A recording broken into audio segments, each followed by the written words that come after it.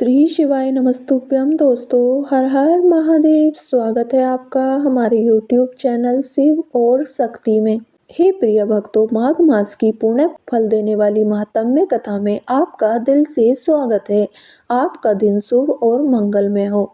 माघ मास की कथा सुनने से पहले आइए श्रीमद् भागवत महापुराण का रसपान करते हैं। ओम नमो नारायणाय। श्री शौनक जी ने पूछा, सूत जी, सर्वज्ञ एवं सर्वशक्तिमान व्यास भगवान ने नारद जी का अभिप्राय सुन लिया, फिर उनके चले जाने पर उन्होंने क्या किया? श्री सूत जी ने कहा, ब्रह्म नदी सरस्वती के पश्चिम तट पर शम्याप्रास नाम का एक आश्रम था।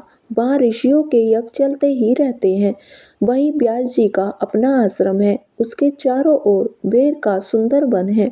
उस आश्रम में बैठकर उन्होंने आचमन किया और स्वयं अपने मन को समाहित किया। उन्होंने भक्ति योग के द्वारा अपने मन को पूर्णतया एकाग्र और निर्मल करके आदि पुरुष परमात्मा और उनके आश्रय से रहने वाली माया को देखा। इसी माया से मोहित होकर यह जीव तीनों गुणों से अतीत होने पर भी अपने को त्रिगुणात्मक मान लेता है और इस मान्यता के कारण होने वाले अनर्थों को भोगता है। इन अनर्थों की शांति का साक्षात साधन है केवल भगवान का भक्ति योग। परंतु संसार के लोग इस बात को नहीं जानते। यही समझकर उन्होंने इस परमहंसों की संहिता श्री भागवत की रचना की। इसके श्रवण मात्र से पुरुषोत्तम भगवान श्री कृष्ण के प्रति परम प्रेममयी भक्ति हो जाती है, जिससे जीव के शोक, मोह और भय नष्ट हो जाते हैं। उन्होंने इस भागवत संहिता का निर्माण और पुनरावृत्ति करके इसे अपने निवृत्ति परायण पुत्र श्री सुखदेव जी को पढ़ाया। श्री शौनक जी ने पूछा, श्री सुखदेव जी तो अत्यंत निवृत्ति परायण है। उन्हें किसी भी वस्तु की अपेक्षा नहीं है। वे सदा आत्मा में ही रमण रहते हैं। फिर उन्होंने किस लिए इस विशाल ग्रंथ का अध्ययन किया? श्री सूत जी ने कहा, जो लोग ज्ञानी हैं, जिनकी अविद्या की गांठ खुल जाती है और जो सदा आत्मा में ही रमण करने वाले हैं, वे भी भगवान की हेतु हित भक्ति किया करते हैं, क्योंकि भगवान के गुण ही ऐसे मधुर हैं जो सबको अपनी ओर खींच लेते हैं। फिर श्री सुखदेव जी ने भगवान के भक्तों के अत्यंत प्रिय और स्वयं भगवान देव व्यास के पुत्र हैं। भगवान के गुणों ने उनके हृदय को अपनी ओर खींच लिया और उन्होंने उससे विवश होकर ही इस विशाल ग्रंथ का अध्ययन किया। शौनक जी, अब मैं राजश्री परीक्षित के जन्म, कर्म और मोक्ष की तथा पांडवों के स्वर्गरोहण की कथा कहता हूँ, क्योंकि इसी से भगवान श्री कृष्ण की अनेक कथाओं का उदय होता है। इस समय महाभारत युद्ध में कौरव और पांडव दोनों पक्षों के बहुत से वीर गति को प्राप्त हो चुके थे और भीमसेन की गदा के प्रहार से दुर्योधन की जांघ टूट चुकी थी। तब अश्वत्थामा ने अपने स्वामी दुर्योधन का प्रिय कार्य समझकर द्रौपदी के सोते हुए पुत्रों के सिर काटकर उसे भेंट किए। यह घटना दुर्योधन को भी अप्रिय ही लगी, क्योंकि ऐसे नीच कर्म की सभी निंदा करते हैं। उन बालकों की माता द्रौपदी अपने पुत्रों का निधन सुनकर अत्यंत दुखी हो गई।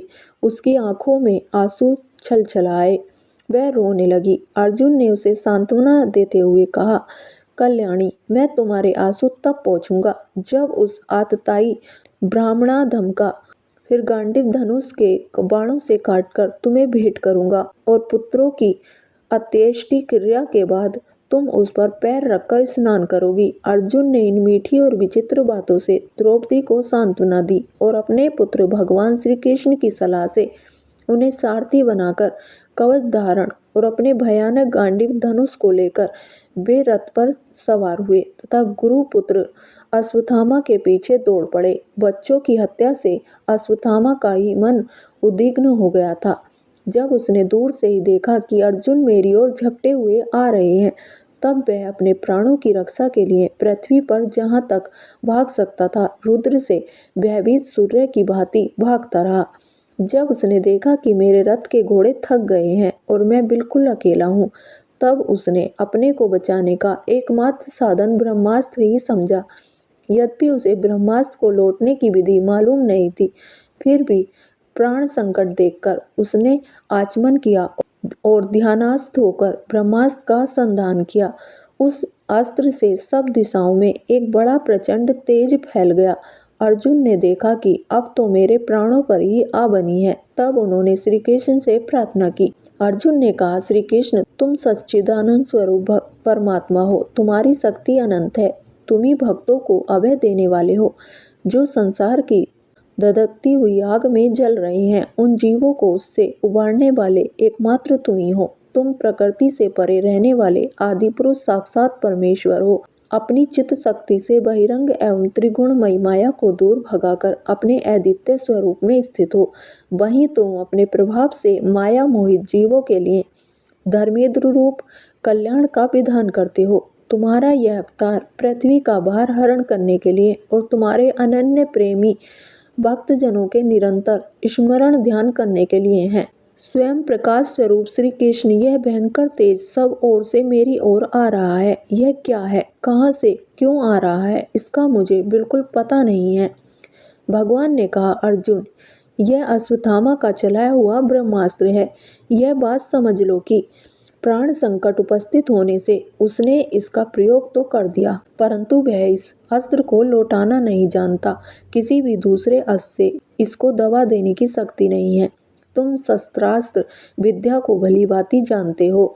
ब्रह्मास्त्र के तेज से ही इस ब्रह्मास्त्र की प्रचंड आग को बुझा दो। सूत जी कहते हैं, अर्जुन विपक्षी वीरों को मारने में बड़े प्रवीण थे। भगवान की बात सुनकर उन्होंने आचमन किया और भगवान की परिक्रमा करके ब्रह्मास्त्र के निवारण के लिए ब्रह्मास्त्र का ही संधान किया। ब्राह्मणों से बेष्टित उन दोनों ब्रह्मास्त्रों के तेज प्रलयकालीन सूर्य एवं अग्नि के समान आपस में टकराकर सारे आकाश और दिशाओं में फैल गए और बढ़ने लगे। तीनों लोकों को जलाने वाले उन दोनों अस्त्रों की बढ़ी हुई लपटों से प्रजा जलने लगी और उसे देखकर सबने यही समझा कि यह प्रलयकाल की सावर्तक अग्नि है। उस आग से प्रजा का और लोकों का नाश होते देखकर भगवान की अनुमति से अर्जुन ने उन दोनों को ही लौटा लिया। अर्जुन की आंखें क्रोध से लाल लाल हो रही थी। उन्होंने झपटकर उस क्रूर अश्वत्थामा को पकड़ लिया और जैसे कोई रस्सी से पशु को बांध ले वैसे ही बांध लिया। अश्वत्थामा को बलपूर्वक बांधकर अर्जुन ने जब शिविर की ओर ले जाना चाहा, तब उसने कमल नयन भगवान श्री कृष्ण से कुपित होकर कहा, अर्जुन, इस ब्राह्मण धम को छोड़ना ठीक नहीं है, इसको तो मार ही डालो। इतने रात में सोए हुए निरपराध बालकों की हत्या की है। धर्म वेत्ता पुरुष असाधारण असावधान मतवाले पागल सोए हुए बालक स्त्री विवेक ज्ञान शून्य शरणागत रथहीन और भयभीत शत्रु को कभी नहीं मारते, परंतु जो दुष्ट और क्रूर पुरुष दूसरों को मारकर अपने प्राणों का पोषण करते हैं, उसका तो वध ही उसके लिए कल्याणकारी है, क्योंकि वैसी आदत को लेकर यदि यह जीता है तो और भी पाप करता है और उन पापों के कारण नरकगामी होता है। फिर मेरे सामने ही तुमने द्रौपदी से प्रतिज्ञा की थी कि मानवती, जिसने तुम्हारे पुत्रों का वध किया है, उसका सिर मैं उतार लाऊंगा। इस पापी कुलांगार आतताई ने तुम्हारे पुत्रों का वध किया है और अपने स्वामी दुर्योधन को भी दुख पहुंचाया है, इसलिए अर्जुन, इसे मार ही डालो। भगवान श्री कृष्ण ने अर्जुन के धर्म की परीक्षा लेने के लिए इस प्रकार प्रेरणा की, परंतु अर्जुन का हृदय महान था। यद्यपि अश्वत्थामा ने उनके पुत्रों की हत्या की थी, फिर भी अर्जुन के मन में गुरुपुत्र को मारने की इच्छा नहीं हुई। इसके बाद अपने मित्र और सारथी श्री कृष्ण के साथ वे अपने युद्ध शिविर में पहुंचे। वहां अपने मृत पुत्रों के लिए शोक करती हुई द्रौपदी को उसे सौंप दिया। द्रौपदी ने देखा कि अश्वत्थामा पशु की तरह बांधकर लाया गया है। निंदित कर्म करने के कारण उसका मुख नीचे की ओर झुका हुआ है। अपना अनिष्ट करने वाले गुरुपुत्र अश्वत्थामा को इस प्रकार अपमानित देखकर द्रौपदी का कोमल हृदय कृपा से भर आया और उसने अश्वत्थामा को नमस्कार किया। गुरुपुत्र का इस प्रकार बांधकर लाया जाना सती द्रौपदी को सहन नहीं हुआ। उसने कहा, छोड़ दो इन्हें, छोड़ दो। ये ब्राह्मण हैं, हम लोगों के अत्यंत पूजनीय हैं, जिनकी कृपा से आपने रहस्य के साथ सारे धनुर्वेद और प्रयोग तथा उपसंहार के साथ संपूर्ण शस्त्रास्त्रों का ज्ञान प्राप्त किया है। वे आपके आचार्य द्रोण ही पुत्र के रूप में आपके सामने खड़े हैं। उनकी अर्धांगिनी कृपी अपने वीर पुत्र की ममता से ही अपने पति का अनुगमन नहीं कर सकी। वे अभी जीवित हैं। महाभाग्यवान आर्यपुत्र, आप तो बड़े धर्मज्ञ हैं। जिस गुरु वंश की नित्य पूजा और वंदना करनी चाहिए उसी को व्यथा पहुंचाना आपके योग्य कार्य नहीं है। जैसे अपने बच्चों के मर जाने से मैं दुखी होकर रो रही हूँ और मेरी आंखों से बार बार आंसू निकल रहे हैं, वैसे ही इनकी माता पतिव्रता गौतमी न रोए।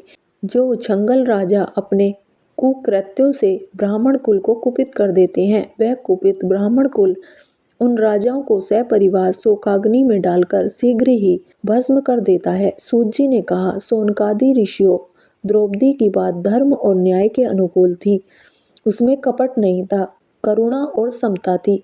अतएव राजा युधिष्ठिर ने रानी के इन हित भरे श्रेष्ठ वचनों का अभिवंदन किया। साथ ही नकुल, सहदेव, सात्यकी, अर्जुन, स्वयं भगवान श्री कृष्ण और वहां पर उपस्थित सब नर नारियों ने द्रौपदी की बात का समर्थन किया। उस समय क्रोधित होकर भीमसेन ने कहा, जिसने सोते हुए बच्चों को न अपने लिए और न अपने स्वामी के लिए बल्कि व्यर्थ ही मार डाला, उसका तो वध ही उत्तम है। भगवान श्री कृष्ण ने द्रौपदी और भीमसेन की बात सुनकर और अर्जुन की ओर देखकर कुछ हंसते हुए से कहा, भगवान श्री कृष्ण बोले, पतित ब्राह्मण का भी वध नहीं करना चाहिए और आतताई को मार ही डालना चाहिए। शास्त्रों में मैंने ही ये दोनों बातें कही हैं, इसलिए मेरी दोनों आज्ञाओं का पालन करो। तुमने द्रौपदी को सांत्वना देते समय जो प्रतिज्ञा की थी उसे भी सत्य करो। साथ ही भीमसेन, द्रौपदी और मुझे जो प्रिय हो वह भी करो।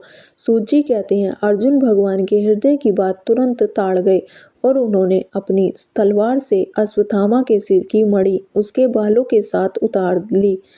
बालकों की हत्या करने से वैश्यहीन तो पहले ही हो गया था, अब मणि और ब्रह्म तेज से भी रहित हो गया। इसके बाद उन्होंने रस्सी का बंधन खोलकर उसे शिविर से निकाल दिया। मोंड देना, धन छीन लेना और स्थान से बाहर निकाल देना, यही ब्राह्मणाधमों का पद है। उनके लिए इससे भिन्न शारीरिक वध का विधान नहीं है।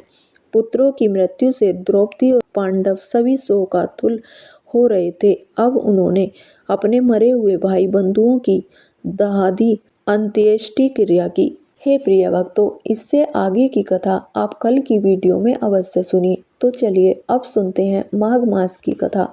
ओम नमो नारायणाय। कार्तवीर्य कहने लगा कि हे भगवान, वह राक्षस कौन था और कांचन मालिनी कौन थी? उसने अपना धर्म कैसे दिया और उनका साथ कैसे हुआ? हे ऋषि, अत्रि ऋषि की संतानों के सूर्य, यह कथा सुनाकर मेरा कौतूहल दूर कीजिए। तब दत्तात्रेय जी कहने लगे कि राजन, इस पुरातन विचित्र इतिहास को सुनो। कांचन मालिनी नाम की एक सुंदर अप्सरा थी जो माघ मास में प्रयाग में स्नान करके कैलाश पर जा रही थी। तब उसको मार्ग में जाते हुए हिमालय के कुंज से एक घीर राक्षस ने देखा।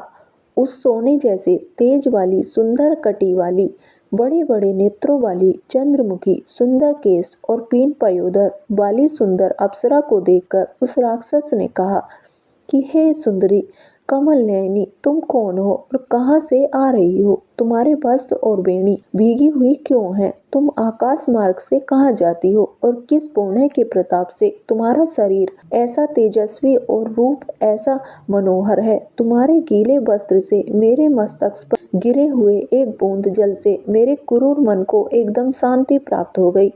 इसका क्या कारण है? तुम बड़ी शीलवती प्रतीत होती हो, इसका कारण मुझसे कहिए। अप्सरा ने कहा कि हे राक्षस, सुनो, मैं काम रूपिणी अप्सरा हूँ। मैं प्रयाग में संगम में स्नान करके आ रही हूँ, इसी से मेरे वस्त्र भीगे हैं। अब कैलाश पर जा रही हूँ जहाँ पर श्री शिव निवास करते हैं। त्रिवेणी के जल से मेरी सब क्रूरता दूर हो गई, जिसके पुण्य के प्रभाव से मैं इतनी सुंदर और पार्वती जी की प्रिय सखी हुई। जो आश्चर्य देने वाला उदाहरण मुझसे ब्रह्मा जी ने कहा था सो सुनो। मैं कलिंग देश के राजा की वेश्या थी, रूप लावण्य और सुंदरता में अपूर्व थी। मेरी सुंदरता का सारा नगर मोहित था और मैंने अनेकों प्रकार के भोग भोगे। अनेक प्रकार के वस्त्र और आभूषणों की घर में कोई कमी नहीं थी। कई कामी पुरुष आपस में स्पर्धा ही से मृत्यु को प्राप्त हो गए। इस तरह उस नगर में बड़ी सुंदरता से यौवन व्यतीत हुआ और मैं वृद्धावस्था को प्राप्त हो गई। तब मेरे मन में विचार उत्पन्न हुआ कि मैंने अपनी सारी आयु पापों में ही व्यतीत कर दी। धर्म का कोई कार्य, दान, तप, यज्ञ आदि नहीं किया। शिव या दुर्गा जी की आराधना नहीं की, न कभी भगवान विष्णु का पूजन किया। इस प्रकार अशांत चित्त से मैंने एक ब्राह्मण की शरण ली, जो वेदों का ज्ञाता और ब्रह्मनिष्ठ था। मैंने उनसे कहा कि मेरा उद्धार किस प्रकार हो सकता है। महाराज, साधु सज्जन, अच्छे और बुरे सभी पर दया करते हैं, इसलिए मुझ दीन पर भी कृपा करके मुझ कीचड़ में डूबी हुई को पकड़कर उबारिए। क्षीर सागर क्या हंस को ही दूध देता है, बत्तख को नहीं देता। तब वह ब्राह्मण, राजा का पुरोहित, इन सब बातों को सुनकर मुझ पर दया करके कहने लगा कि तू ब्रह्मा के क्षेत्र में जाकर माघ मास में त्रिवेणी संगम में स्नान कर, परंतु मन में अशुभ क्रिया का विचार नहीं करना। पापों के नाश के लिए महर्षियों ने तीर्थ स्थान से अधिक और कोई प्रायश्चित नहीं बतलाया। प्रयाग में स्नान करने से तू अवश्य पवित्र होगा, स्वर्ग खो जाएगी। हे भामिनी, पुराने समय में गौतम ऋषि की स्त्री को देखकर इंद्र ने काम के वशीभूत होकर कपट वेश में उससे भोग किया था, इसलिए ऋषि द्वारा शाप दिया गया और उसका शरीर अत्यंत लज्जायुक्त हजारों भागों वाला हो गया। तब इंद्र नीचे मुंह करके अपने पाप कर्म की बुराई कराने लगा।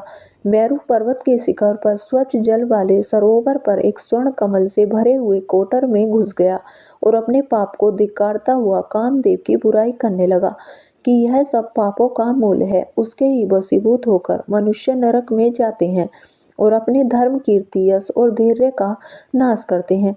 इंद्र ऐसा सोच रहा था कि इंद्र के बिना सारा देवलोक शोभाहीन हो गया। तब देवता, गंधर्व, किन्नर, लोकपाल इंद्राणी के सहित बृहस्पति जी से जाकर पूछने लगे कि महाराज, इंद्र के न रहने से स्वर्ग ऐसा शोभाहीन हो गया है जैसे सतपुत्र के बिना श्रेष्ठ कुल, इसलिए स्वर्ग की शोभा के लिए कोई क्रिया सोचिए, इस विषय में देर नहीं लगानी चाहिए। तब बृहस्पति जी कहने लगे कि इंद्र ने बिना सोचे विचारे जो कर्म किया है उसका फल भोग रहा है, सो वह कहाँ है, मैं यह सब जानता हूँ। फिर गुरुजी ने सबको साथ लेकर स्वर्ण कमलों में युक्त बड़े सरोवर में इंद्र को देखा, जिसका मुख मलिन और आंखें बंद थी। तब इंद्र ने बृहस्पति जी के चरणों को पकड़कर कहा कि इस पाप से उद्धार करके आप मेरी रक्षा कीजिए। तब बृहस्पति जी ने इंद्र से कहा कि प्रयाग में स्नान करने से ही तुम पाप मुक्त हो जाओगे। तब इंद्र सहित सबने ही प्रयाग में जाकर संगम में स्नान किया और त्रिवेणी स्नान से इंद्र पाप मुक्त हो गए। तब बृहस्पति जी ने इंद्र को वरदान दिया कि तुम्हारे शरीर में जितने भाग हैं सब नेत्र हो जाएं। तब इंद्र ब्राह्मण के वर से 1000 नेत्रों से ऐसा सुशोभित हुआ जैसे मानसरोवर में कमल शोभायमान होता है।